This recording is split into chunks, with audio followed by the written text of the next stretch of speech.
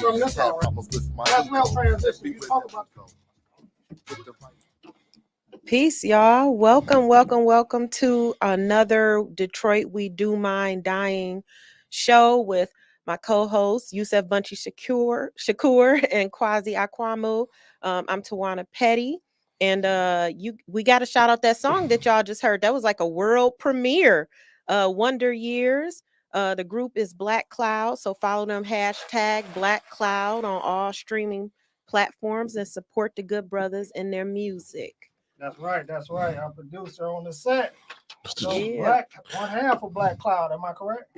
Yes, sir. All right, right on. Yeah. You see that play on the words, play on the name, Black Cloud. I like that. It's creative.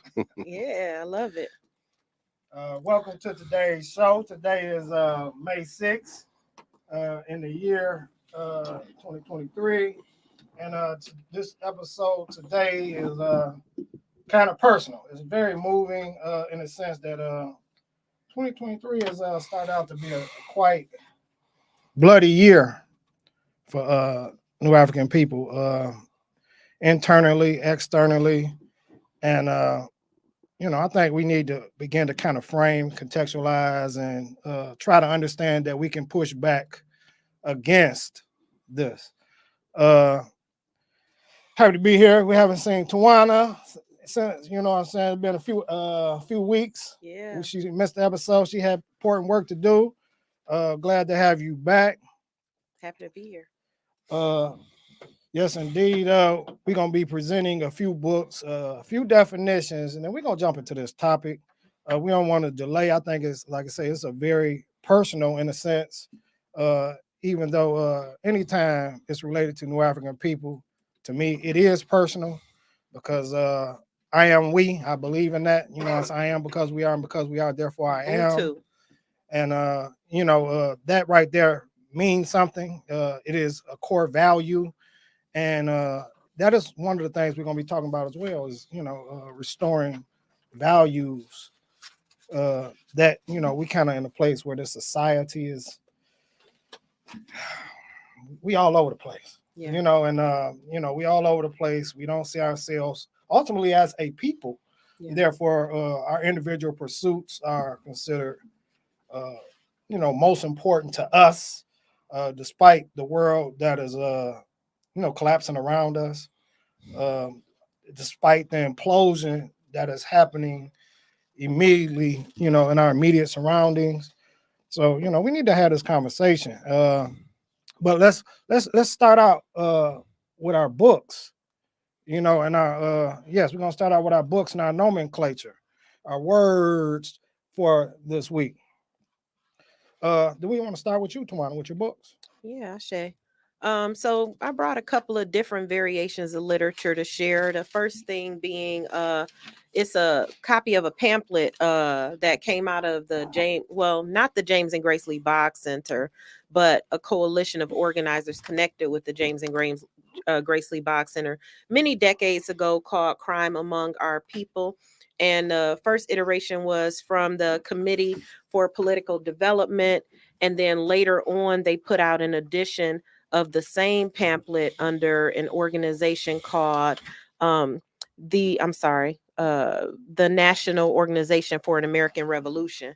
And so it's a pretty important literature. You can check out, boxcenter.org and seek some of those materials from that historical work. Bought a pamphlet called We Want Safety, Not Surveillance, another coalition of organizers who worked on research regarding safety versus surveillance. Riverwise Magazine, it's a community voice. It's a community magazine where any city stories can be uplifted in the community. You send in your submissions. You got a story to tell about what's happening in Detroit. Make sure you putting your voice into this magazine. It gets distributed every quarter, at least 10,000 copies all around the city. And so a very important a resource. And then finally, current book I'm reading, I haven't finished reading this book yet, but it's called Ethical Machines. And it's your concise guide to totally unbiased, transparent, and respectful AI. And so that's Reed Blackman. So that's a current book that I'm reading right now. Right on. You go next, man. Yeah, I I brought a few books, and then a book was sent as well. So I'm just gonna kind of go through this kind of quickly. All of these books, I try to bring books that's somewhat related to the topic that we're going to be addressing. And the first book is a book by a husband and wife team, some social workers. I believe they're out of Baltimore, and I believe they also created this important museum in Baltimore. I believe it's a wax museum or something to that effect. But they wrote this book. This is a pretty old book, came out, I think, in the mid 80s. They're helping tradition. 1985.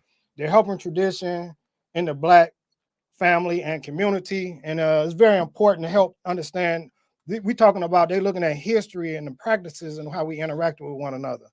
The next book, which I'll be referencing throughout the course of our conversation, is The War Before, the true life story of becoming a Black Panther, keeping the faith in prison and fighting for those left behind, which is some collected writings of our late sister Sophia Bakari, who was a member of the Black Panther Party, who was a member of the Black Liberation Army, who was a political prisoner, and who was also very active once she got out of prison and championed the cause of those, her comrades and others who were incarcerated and left behind.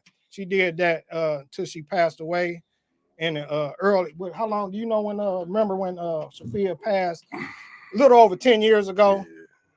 And this book is a very, very important book, very personal in the way her writing, delivery, this of the voice of a woman, but very level. And I think the brothers could be very humble and learn a lot from Sophia Bakari. But I'm gonna be referencing this in the course of our conversation. You forgot to mention she was a new African citizen, right? Oh yes, she absolutely was part of provisional government of Republic of Africa, and was also served in the capacity of vice president. Yes. The last book, which I hardly hear about, the last book that I brought is Amos Wilson's Black on Black Violence, the Psychodynamics of Black Self-Annihilation in the Service of White Domination.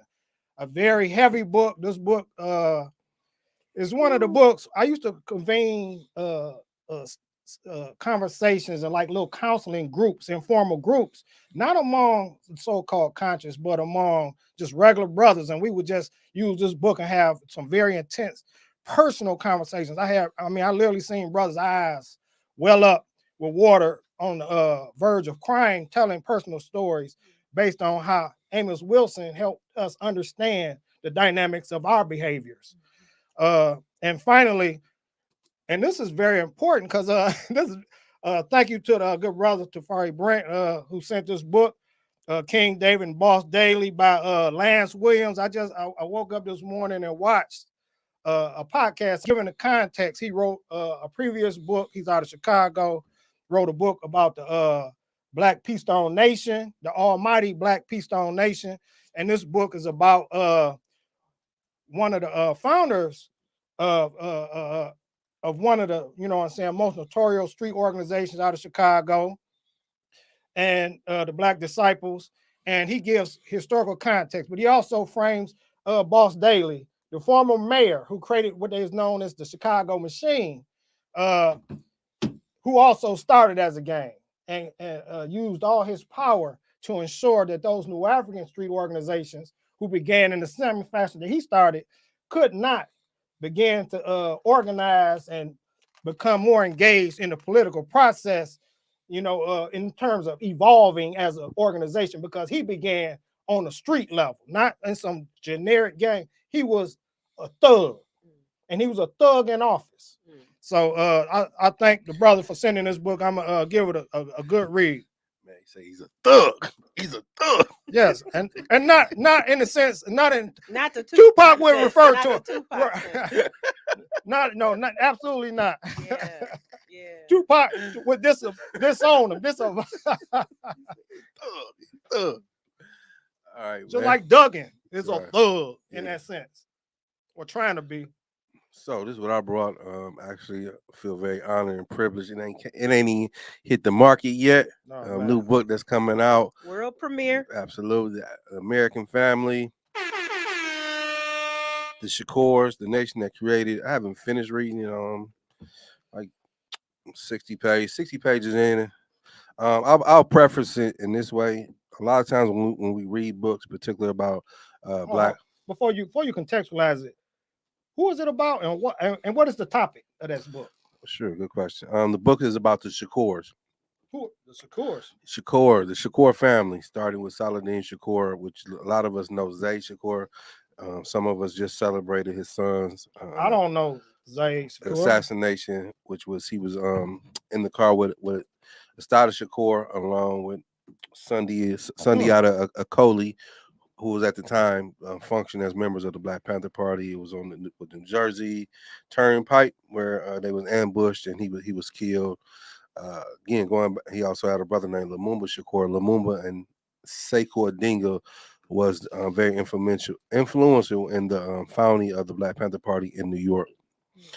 Saladin was a comrade, association of Malcolm X, the Muslim Mosque. He had actually joined that, and he was able to influence his sons to want to get involved and active. So this book is telling that story and that history. It's intertwining the founding of the Black Panther Party. It's intertwining the history of that time period, also the things that influenced the founding, not only the New York chapter, but overall. So it's kind of trying to lay the groundwork. Many of us don't know there was multiple versions of the Black Panther Party before Huey and Bobby Seale founded theirs. So it talks about that. Before the self-defense. Correct. Thank you for that. It alludes to Ram, Stokely Carmichael, aka Kwame Ture, who worked with Max Stanford, aka Muhammad Ahmad. Yes, it's a good book. I think. I mean, anytime for me reading a book written by academia person, I mean, I do have questions. It's so that's why I say contextualizing in terms of a lot of times you may read this book and we take in the absolute like, oh, this is a complete story. It's not the complete story. It's a story part of the larger narrative. So that's why it's important to read other things to kind of put the pieces together. To be able to comprehend, and then also understanding the agenda. I think I like to ask the question, what spurred you to write this book? Because a lot of times, folks write about historical stuff, but not necessarily living in that moment, and they have a very apolitical perspective, which is interesting. Yeah. All right. Pat, let's go. All right, now your normal culture. Yes, yeah, I look forward to reading that book myself because he was foundational to the New York Black Panthers. When you think even like you say Black Liberation Army, some of them, he was like a father figure to a lot of people in the movement.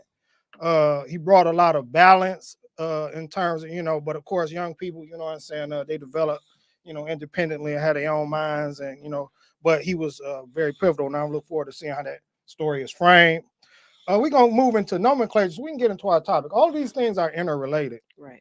I have two words today. I don't know that either of these words are new to anyone, but I think we should bring these back. One of them is genocide. When we get into our news, by hot topics and news, we're gonna talk about the brother Jordan Neely, who many or if not most of us have heard about the subway strangling of this brother. And we need to talk about genocide, genocide. But I'm gonna read the definition, then we're gonna move on to our other word, which is related because we're dealing with internal and external oppression. But genocide, according to international law, which is the Convention on the Prevention of Genocide, is defined as, work with me, y'all. In the present convention, genocide means any of the following acts committed with intent. Let me turn this phone around because I didn't bring the book because I was rushing. In the present convention, genocide means any of the following acts committed with intent to destroy in whole or in part a national, ethnic, racial, or religious group as such. A, killing members of the group. B, causing serious bodily or mental harm to members of the group. C, deliberately inflicting on the group conditions of life calculated to bring about its physical destruction in whole or in part. D, imposing measures intended to prevent births within the group. And E, forcibly transferring children of the group to another group. Those 5 criteria is how the international community interprets and translates genocide. And if you are familiar with entities in your own life, and these are not just arbitrary, just someone being killed doesn't constitute genocide, but it's the attitudes related to these deaths. Yes, and policies and practices, institutional state level engagements that constitute genocide. Genocide is not, we have laws called hate crimes, where an individual kills or harms another individual based on who they are or their differences as a human being. But on a larger level, genocide is a state crime. It's a war crime. Like turning water off in the middle of a pandemic.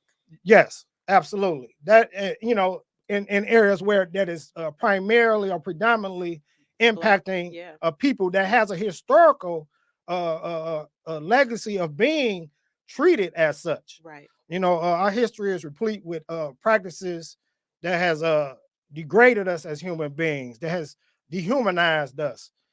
And all those things constitute genocide. And it's something we should be thinking about. We should never lose track of that. But on the flip side of genocide, it's this thing, the other word is called fratricide. Right. Fratricide is the killing within, within the group. This wholesale, what happened in Rwanda between the Hutus and the Tutsis was a very prominent act of fratricide. But also what happens between, just say, for instance, the Crips or the Bloods or the Disciples and the Vice Lords or the East Side or the West Sides, or however we divide ourselves internally, constitute forms of fratricide. And we are absolutely responsible for that.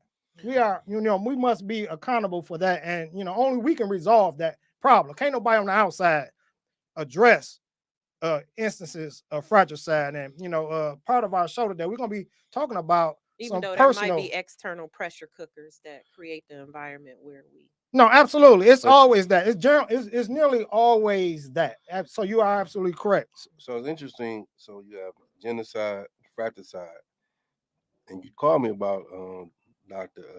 Bobby Wright. Have menticide. Menticide leads to fratricide. So you're absolutely correct. Because I think that alludes to what Tawana talks about, which Dr. Bobby Wright defines menticide, which is the deliberate destruction of a group of people's mind. And so historically, when you look at as having the absence of positive images, having the absence of knowing who we are, having the absence of living in healthy communities continues to reinforce genocide through policies, etc. In Detroit, that's been a half century. That's been a half century of targeted, directed, dehumanizing propaganda assault on Detroiters specifically. And you can see, it's the same thing that's happening right now, like for instance in Jackson, Mississippi. I mean, when we began to assume positions of political authority and power, and began to push policies that potentially or possibly could uplift our community or create, shifts in the quality of our lives in our community, as we like to believe that our good brother Chokwe Anti-Lumumba is doing as the mayor of Jackson, Mississippi. But then you had this new neo-Confederate activity where they're, pushing hard to usurp that power from the state level. So we're talking about the city, which happens to be the capital city of the state of Mississippi. But so you had the state government are trying to usurp this local power militarily through the imposition of police and prosecutors and judges and courts, that kind of goes beyond the democratically elected officials that the people of Jackson voted for to put in office. They overriding all of that. Right. That's the struggle that's happening right now. Emergency managers here, Yes, similar to what happened here. Yes, absolutely. So let's get into it. Jordan Neely. Mm.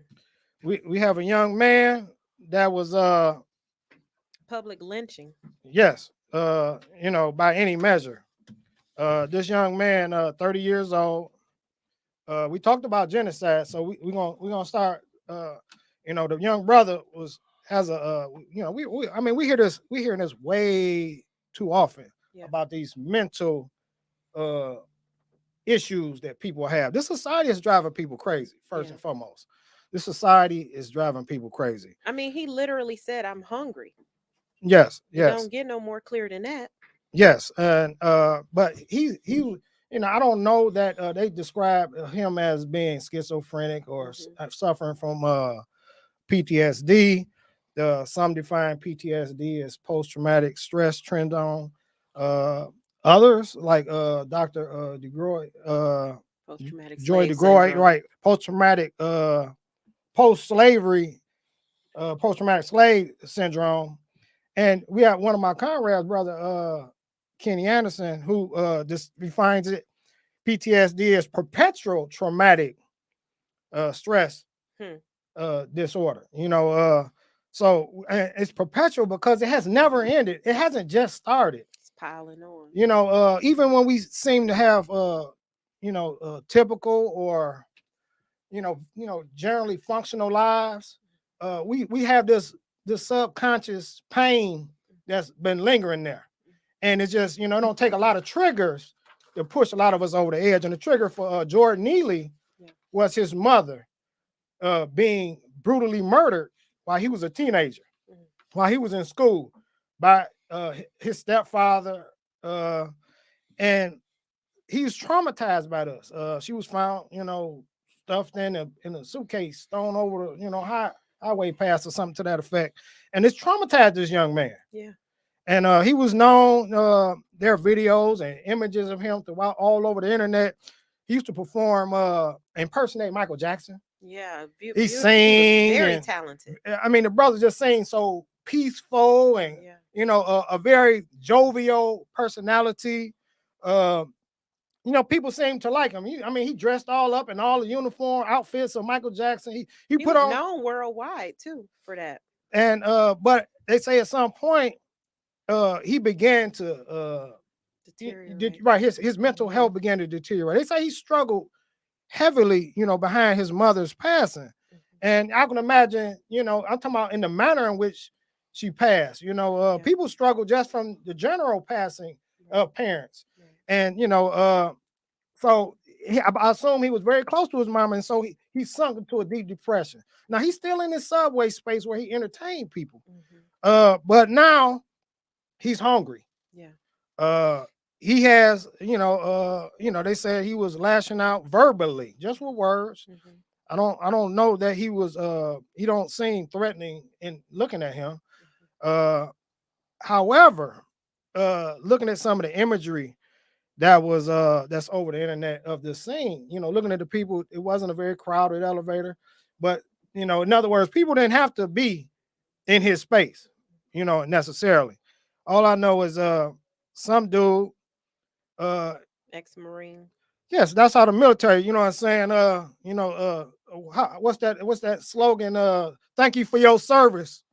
You know what I'm saying? That's how the media put it out there. He was a bum. He was a bum. He was deployed twice in military, but he worked at a surfboard retail outlet store in customer service. Somebody got it choked him. Yes, his name is Daniel Penny, a 24-year-old who served in the Imperialist Marines. And let's be clear, he didn't just grab him to subdue him. Right. He held on to his neck for 15 minutes and had two other people who jumped in to also hold this man down while nobody intervened. Yes. I've been hearing a few people pointed out it's more like an erotic fetish, just to do this, and it is outlawed. Chokeholds. Let's keep this in context. Chokeholds are known to be deadly. That it's so well known that it was banned from use by law enforcement. Known to be deadly at 3-4 minutes. Yes, and he was held for 15 minutes. 15 minutes. But the story gets deeper insofar as there were other new Africans standing around, and in one of the images, one of them will help hold him down. Yeah. While And this, was in the background while going, this American I don't choking think he him to dead. while this American choking him down, and everyone else just looks standing by just calmly. It's a couple of us sitting there watching. It got worse online. The So- commentary online, but that's a whole nother. I mean this. So the conversation get deep because where is the? Can I see that T-shirt? We had this. You know, our oppression becomes magnified not only because when other people kill us, whether it be police or civilian, or when we kill one another, but we stand on the sidelines and watch. We are so desensitized to what happens to us. You know, we stand on the sidelines as spectators to our own demise. Yeah. And, you know, that must come to an end. I mean, camera phones are good for documentation, but there must be intervention, physical intervention when someone is being physically threatened and harmed. And we had to figure this out because I've always felt, you know, an affinity to that quote or that statement by Angela Davis. You know, they come for you in the morning, they come for me at night. And James Baldwin to Angela Davis. Yeah, okay. Thanks for that. The point being, come on over, Jack. I love that. I love that. Sound like the I like. on that. I love that though. That's good. No, I love that. You know what I'm saying? I didn't know that. Yeah, he wrote it to her when she was incarcerated. Yeah, it passed down. It passes. You know, these terms and slogans pass down through history. We don't always know, so I love it. But what's important is, you know, in our individualism, we began to think or imagine, fantasize even that the same harm cannot come towards us. Right. So, like somehow we excluded from these harms. So what you just said, a question came to mind, and just for the sake of time, just identify a time period.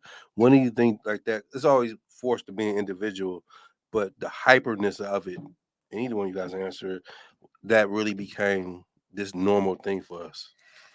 Of the individualism and the fear, like but the fear. But when you think when you think that time or identifying the time period when that became more normalized. I think after the assassination of a lot of our leaders, it really ramped up intervention. The fear of intervening really ramped up. It was like at one point every other month, somebody who was of the resistance for the people was being murdered. Well, but okay, when King gets assassinated, folks hit the street. Folks resisted. Folks got into doing things. It's hard to pin down when individualism. I'm saying just in this framework of our conversation, and just for the sake of, you ain't necessarily got to be right, but just trying to help people follow along. I think that'll be helpful for me. I would say I think the 80s. I think the 80s. Yes, I think as we began to participate more and more in capitalism, in terms of the emergence of you call it the upward mobility among some of our people moving up in rank, and people had things to protect. People had positions and roles, and respectability politics been around a very long time. However, I think it began to transform in a way that we began to engage with one another, how we began to frame our politics as a people. There, in terms of those with platforms, I don't want to pick on anybody in particular, but like Jesse Jackson, when he was running for president, put out African American, where we were black. What time frame was that? Yeah, he ran for I believe it was 1980, and I believe it was in 88. But his first successful campaign was in the 80s. Yes. And can I ask for a distinction real quick or a clarification? So when y'all thinking about individualism, which I definitely get when you're saying like people are not getting actively engaged, maybe towards resistance efforts because they don't want to lose their job or they don't want their reputations on the line. But do you see that as being the same thing as people who are standing on the sidelines and they see like a fight or an assault or a police situation, and then there's fear to get engaged? Like, is there Fear is two real. different? I think they're intertwined. And I would add another thing. I was saying like domestic violence, Right. because we've heard that plenty of times. Folks debate, well, I should, I shouldn't. I think the seeds of that was in the 80s, and I think Okay. it 90s, and especially in the 2000s, because to your point, engaged. The more we've assimilated into this country, Yeah. the less we've gotten away from how we use politics, not politics of struggle. Because if we look at our struggle, our time as a people, at the height of organizing, crime in our community the was at a low, because it gave other opportunities, but also it promoted different images. Like, Pride. so when you talk about like because this shit is real sophisticated. So like Yeah. when he mentions Angela Davis and the conversation that she's in, as you pointed out with James Baldwin. James Baldwin, but she's representing an image of power, Right. image of resistance. And I think about the movie The Mac, right? And what that carved in our minds. But a lot of times people don't know there was a movie called. Say more about the Mac though before you Thank move you. on. Thank you. I mean, the Mac is shit. It's No, I pimp. mean, but what in the film are you? I mean, just the whole that subculture. It Right. comes to the forefront. The gangster, what we say in Detroit, money, Mac, and murder. Like that Right. becomes the norm. Like we know that's like a Oakland thing with pimping, right? And pimping, like, this is how we relate to our women. This is how we relate to each other. It's normalized through these movies. Oh, and so a year before that movie comes out, there's a movie called Uptight. You actually can go on YouTube and Google. It's Uptight, and it's actually a movie about revolutionaries. It's based, and some of it's loosely based in the true story. You don't have to help me remember. What's Ozzie Davis' wife name? Ruby D. Ruby D directed it, and they actually what was the brother in I think it was in Cleveland. This where it was based at. What was what happened? Matt Evans. You talking about in Cleveland? Yeah, Yeah. that whole Evans. yeah. So it's based on that situation. They actually hired people. So the cat that plays the Mac, he's a revolutionary. A year early, he's a revolutionary. So, and that remember that famous line in the Mac, either we can get in some gangster shit or we can have that brother is a revolutionary too. Wow. With dashikis on and afros, the whole nine. Wow. Yes, that's a good point, because that was a transition from the afros to the perms, from the dashikis to the silk shirts, and this old notion, because the Mac concluded. I mean, no, I'm confusing the Mac with Superfly, which was about dope peddling and getting out the game, struggling against the man. But I gotta sell this last sack. Right. I gotta sell this last sack. It's always the last sack. And right after this last sack. But you still selling it to our people. Right. So, and it's still self, self gain. There's no, communal gain involved. Let's move, because we got like 15 minutes, and we need to talk about something related to all of this, because it's all coming together. Before we go there, let me ask this question, you guys, because I think me and you talked about it in private. Tomorrow I haven't had a chance. The word Afro-pessimism. Where do you guys see? I don't know what you think about the word. I know where he lands at a little bit. You can share that as well. How does that fit in this conversation of, because ultimately it's the devalue of Black life, right? And that's what Afro-pessimism is. Me personally, I agree with it, but it's so dark, right? But so do you guys think does that fit in this conversation? I think it's a reality. It's a real characterization of our reality, because we can get very optimistic and like I say, visionary in terms of reform and change and what's possible, or Afrofuturist, right? But at the same time, we ignore this continuing reality that's stomping us into the dirt day in, day out. But do you think that the lack of respiriting? I mean, let's talk a little bit about Detroit, right? And at the core, like Coleman Young being elected, right? And so when Coleman Young was elected, the first Black mayor, all the powers that be, all the media outlets, all the narrative was like, oh, we can't have this powerful, confident, not saying that he wasn't without fault, but we have to diminish the pride that Detroiters are feeling right now. So we're going to leverage every single media outlet we have against to despirit Detroiters. So do you think that when I'm thinking of Afrofuturists and different things like that, I'm thinking there has to be a respiriting of generations of Black people who have been dehumanized. I agree. Not just narratively, but the policies have lined up to meet the narrative. And so, but respirited towards what? Right. Well, see, that's where it gets kind of, confusing or convoluted in a sense. Respirited towards what? Towards America or towards ourselves? Feeling whole. Self-determination. I've never felt more human until I began to take control over my individual life. And I'm still a communal person, but I feel freer. I'm not bogged down by, and I'm not pursuing the American I'm way, gonna give you one example. My cousin, he was 17 when he was getting ready to go to jail. And we're all having conversations with him, and we're saying, like, we have you, we're family, anything you need, we support you. And he told us point blank, is nothing that y'all can do that's going to prevent the trajectory of my life that's been defined for me. He said the people in the streets are the only people that deeply understand him and care for him. And he has a village of people willing to do anything and everything for him. But he's so dispirited based on everything, the music, the images, just the way he felt about himself being a young Black man in America. That's an excellent point, right? And so let's start with your example of Coleman Young. And I don't think this is what you meant, but how that time of the history, we tend to forget Coleman Young. He's riding on the spirit of the movement. And the trajectory is the individual moves to the front and the movement falls to the wayside.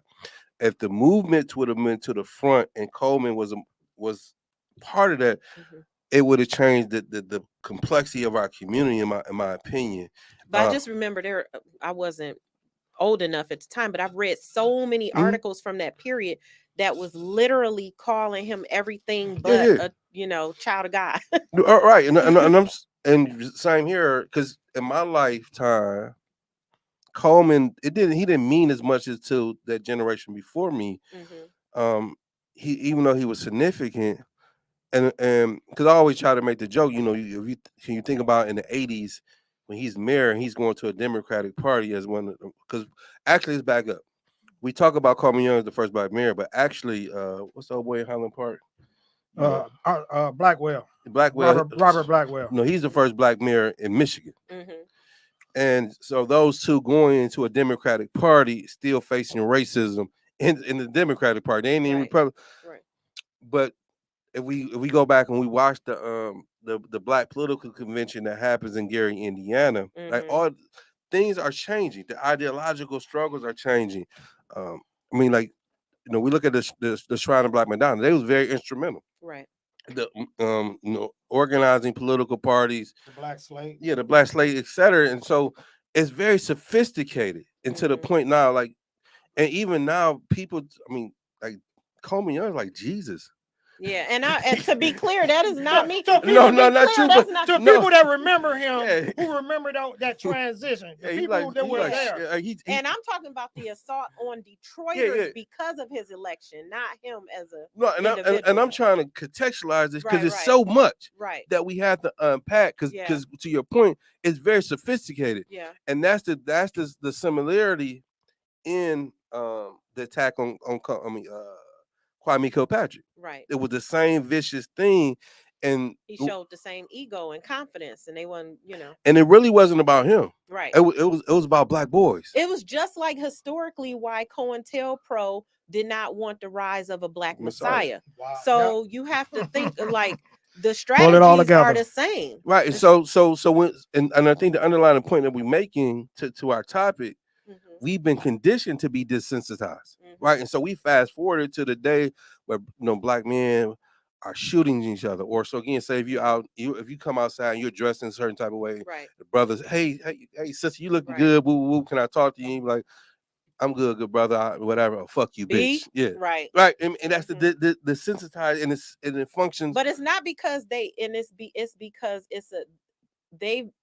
I've come to understand, I'm not a black man, clearly, but I've come to understand that it's not about me. Yeah. That it's about the dehumanization Absolutely. that has happened. We where are that affected, affects rejection, your life, affects Yeah. how we relate to one another. Yeah. It's pain. Nobody wants to be rejected, but communal. we don't Absolutely. all respond to being rejected in the same way.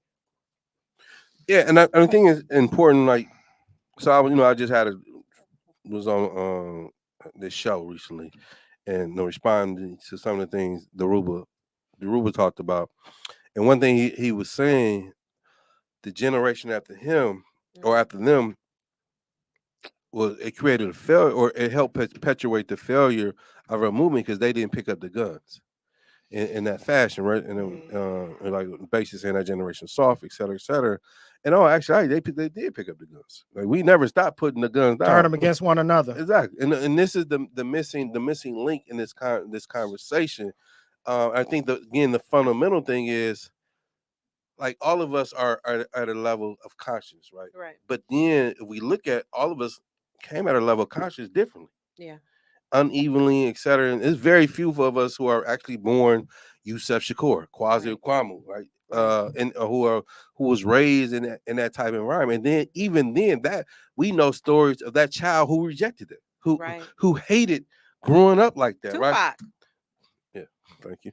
I mean, it's so complex and it's so nuanced. He didn't hate it; he had to defend it. But he also he hated the part once his mother went through what she went through, the pain that it caused, right? Right. I mean, even you said one time, like, every time we go to the barbecue, like, oh, little Kwasi, we can't make that one don't eat pork. I mean, it's so much the halo that covers. Like, damn, you do. I mean, even with me, like, I get treated like the FBI, like, oh, so got to put our weed out. Oh, look, I don't get invited to a lot of stuff because they're just like, oh, okay, well, nobody's gonna want to talk coming with that black stuff. But check it out. We got 5 minutes left, y'all. I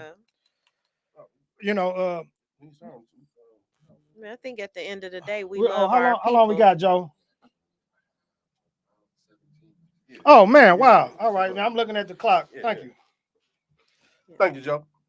Go ahead. No, I think just it's a lot, right? And then when we tie into, like, I just lost my nephew who's killed recently, gun violence this week. Yeah, this week. Wrong place, wrong situation. But as you shared one of Tupac's quote, "America eats its baby," and I think that's appropriate, right? Because of the dynamics of, when you live in an environment where it's brutal, and dog eat dog, like you don't your result of resolving something is to go pick up a gun, and like this is your orientation, but it's so unique in the sense of there's other things in conversation that's shaping us to how we're performing with each other. Like, I think about in the 80s when crack cocaine emerges, Jordan gym shoes emerges, Levi emerges, the fashion of the urban America. And so as a mother, as a father, raising kids, and you're trying to keep up, feeling guilt because you can't keep up. That. Yeah. And then if you can't keep up, I remember in the 80s, selling dope, you make $500 a week. And I think the minimum age was $3, $5 during that time. Your parents making that a month. $3.65. I mean, and so but thinking, like, this one of the reasons I cringe when people call hip hop a culture.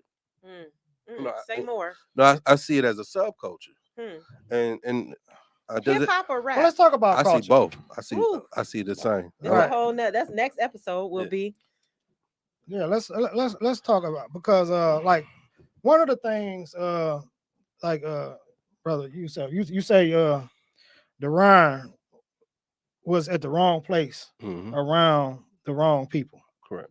We're not gonna say the wrong time, because when you're around the right people, these things don't happen. We're gonna have to get to Tawana's comment after that. And Go ahead. My Clark. nephew was killed this past October Yes. under Mhm. very, very similar circumstances. And this is something that we really had to deal with and unpack. It's a very common thing for brothers anyway. I don't know how sisters communicate on the phone when they hanging out and they doing things. They call their little girlfriend, but among the fellas, brother call you in a minute, man. We over here on the block, pull up. Absolutely. Same thing. We over here, we downtown, pull up. Yeah. You know, we at the park, pull up. You know what I'm Mhm. saying? And a lot of times we don't know what we pulling up at. You don't know who's there or what all. You know, sometimes we ask, but a lot of times we don't communicate everything on the phone. We'll know what you got into early in the day that may follow you. That's how my nephew Or was what you being killed. set up to Correct. participate in. That's how my nephew was killed.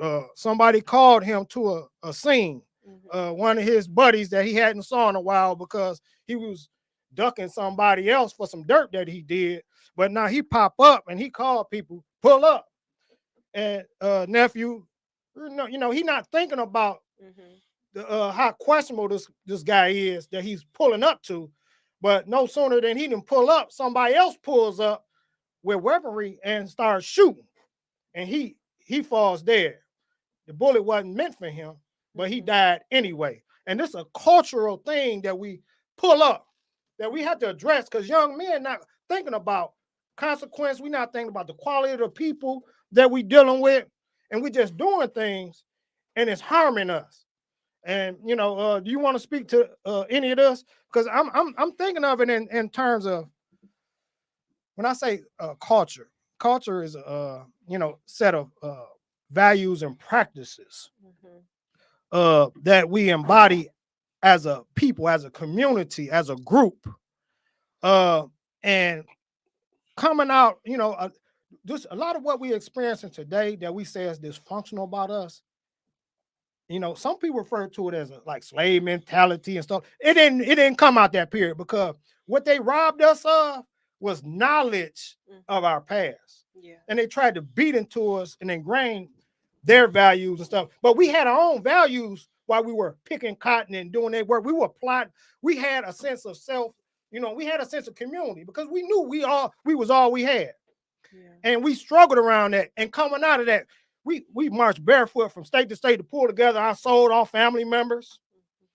We had elders sitting in there with toddlers in little box places trying to learn how to read and write. We valued education. We created groups where mutual aid society. We took care of our elders and our orphans and our sick and needy. Yeah. We had values. Those values began to deteriorate over time as we began to participate with the society. But we didn't always try to participate. We was trying to go off and do our own thing the best we could. And that was disrupted. Yeah. So we end up, now we have a culture that's. Is it a culture or a subculture? We have a culture that's kind of that's kind of, I'm talking about the overall, I'm talking about all of it.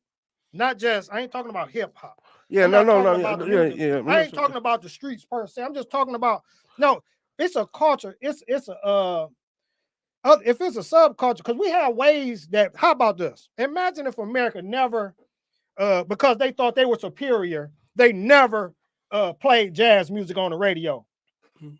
Meaning they never got the hip hop and the blues, because you know what? Superior people don't play the inferior music. America wouldn't be what America is. A lot of us think, because so much of it is kind of blending in the mixer, right? But that we think that we are Americans in that sense. But what we forget is capitalism exploits culture. But so let's gain. So but let's unpack the blender. That, and let's focus zero on us. That blender of us is, there's elements of our culture that we're trying to develop, and then there's elements of just trying to survive. And that mixture, it's creating a hot situation. Well, actually, culture is a tool for survival. But first and foremost, again, we are oppressed people. We all agree with that. We all talk about that in some form of some fashion.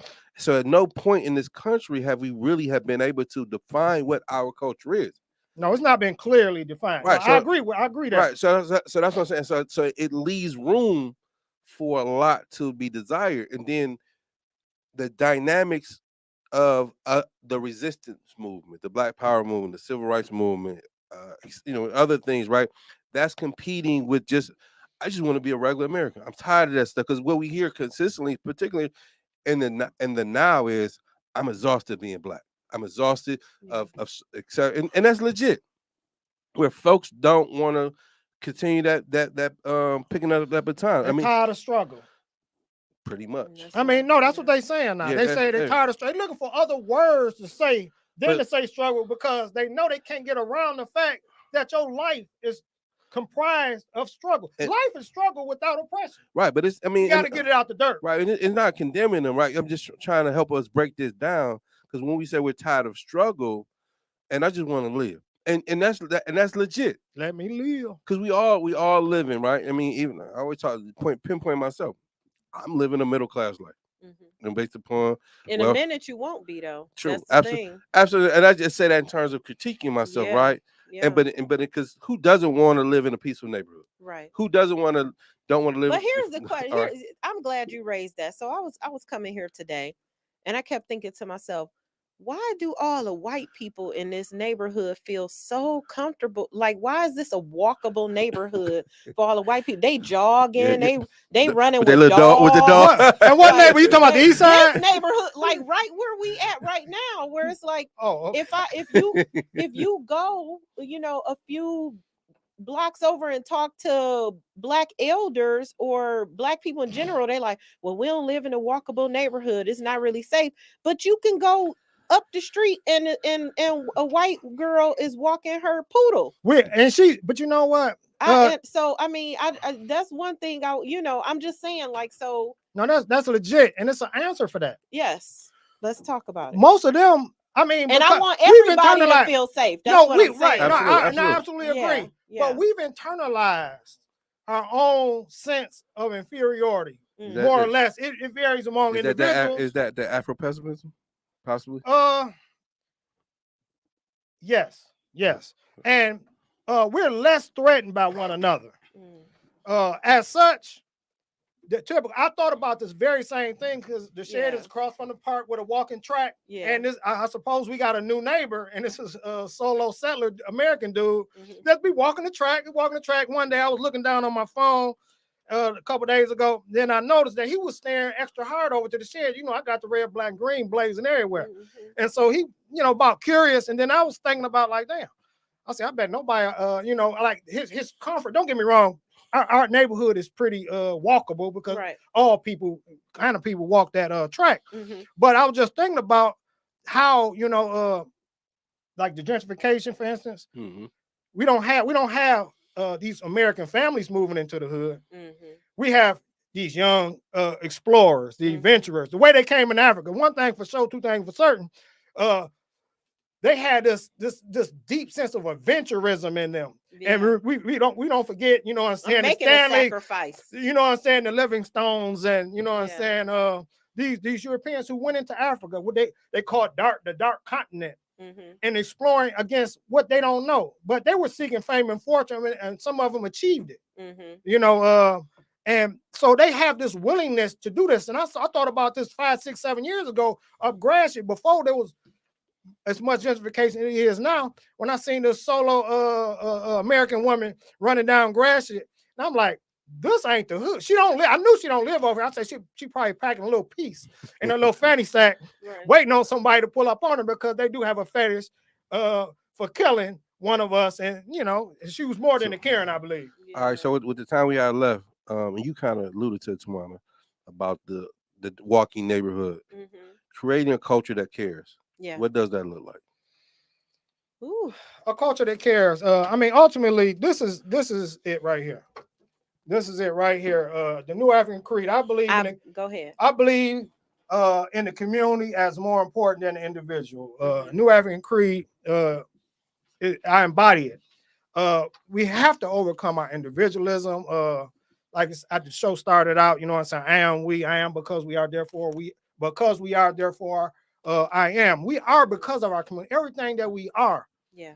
Our sensibilities, our culture, our values, everything come from, though, even if it's dysfunctional, it comes from those around you. We don't live in isolation. We didn't emerge out of some vacuum. You know, we came from a family. Right. We came from a community. We came from a world, a school system, a city. And you got to care if somebody's starving. Look, if I walk outside right now and the person next to me ain't ate in 5 days, I'm a steak. I'm a lobster. You know what I'm saying? And so you gotta, it's with any living being. If you are being dehumanized, if you have not been fed, if you don't have water, if you don't have lights, if you don't have resources, the person that has those resources is a resource for that person who doesn't. And so we just have to get to the point where we care that there are people in our communities that don't have what they need to be human. And then two, we have that memory. Right. And when I say we have that memory, that's part of our social DNA. Right. Like poverty was never an excuse to behave poorly.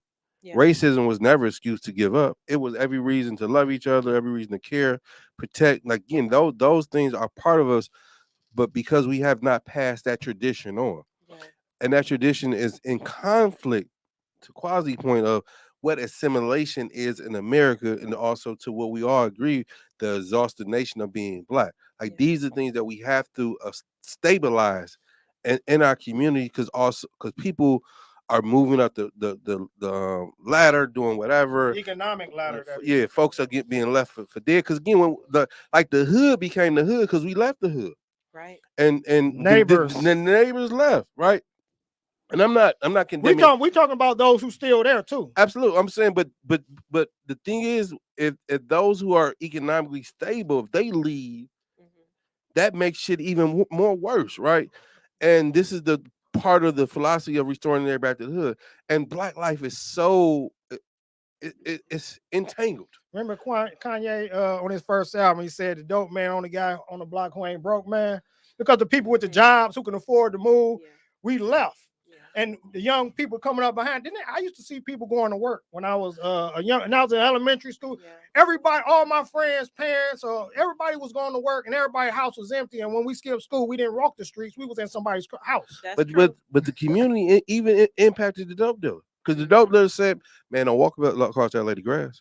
Right. You can't hey, see. Look, we was delivering water just a few years ago, and we were getting ready. We just walking down there. We're gonna take some water. And hey, the brothers on the block was like, skip that house, and that house. And I'm like, thank you. And but it's